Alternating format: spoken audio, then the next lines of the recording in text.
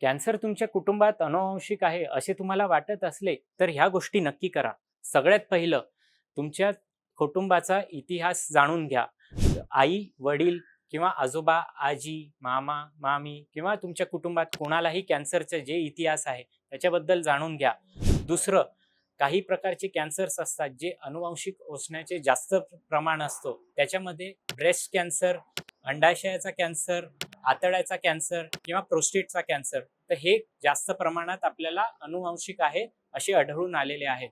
तिसरं, जेनेटिक काउन्सिलिंगचा सल्ला घ्या.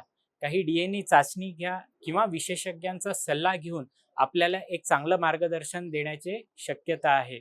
चौथं, आपली नियमितपणे तपासणी कंटिन्यू ठेवायची. ॲन्युअल हेल्थ चेकअप हे फार गरजेचे आहे कॅन्सरला लवकर निदान करण्यासाठी.